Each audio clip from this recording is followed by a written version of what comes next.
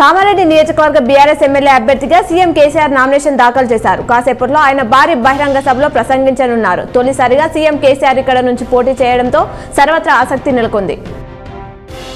బోధన్ నియోజకవర్గ కాంగ్రెస్ అభ్యర్థి మాజీ మంత్రి సుదర్శన్ రెడ్డి 4వ సెట్ నామినేషన్ దాఖలు చేశారు. అంతకుముందు ఆయన సిరాన్పల్లిలో హనుమాన్ ఆలయంలో నామినేషన్ పత్రాలు దేవుని వద్ద ఉంచి ప్రత్యేక పూజలు చేశారు.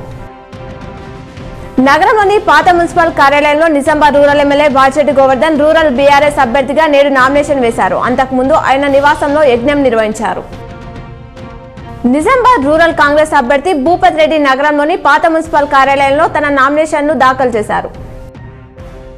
నగరంలోని కొత్త మున్సిపల్ కార్యాలయంలో నిజామాబాద్ అర్బన్ కాంగ్రెస్ అభ్యర్థి మాజీ మంత్రి షబీల్ అలీ నేడు నామినేషన్ వేశారు. ఈ సందర్భంగా ఆయన కాంగ్రెస్ కార్యకర్తలు నాయకులతో ర్యాలీగా వచ్చి నామినేషన్ దాఖలు చేశారు.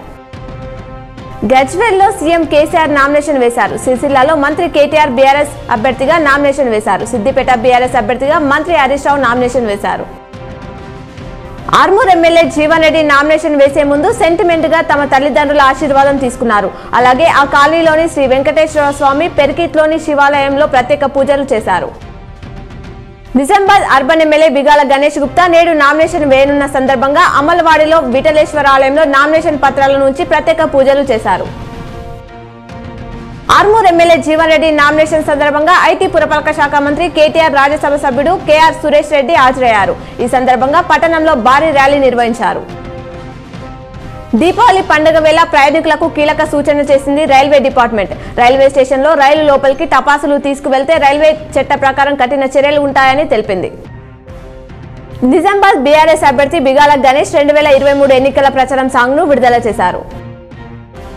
వేల్పూర్లో రాష్ట్ర మంత్రి వేముల ప్రశాంత్ రెడ్డి సమక్షంలో పలువురు బీఆర్ఎస్ లో చేరారు. బీఆర్ఎస్ లో చేరిన వారికి ఆయన పార్టీ కండువా కప్పి బీఆర్ఎస్ లోకి ఆహ్వానించారు. బోధన్లో బీఆర్ఎస్ అభ్యర్థి షకీల్ అమీర్ నామినేషన్ దాఖలు చేశారు. ఈ కార్యక్రమం సందర్భంగా పట్టణంలో ర్యాలీ నిర్వహించారు. సతీమణి ఆయిషా ఫాతిమా, ఎమ్మెల్సీ కవిత హాజరయ్యారు.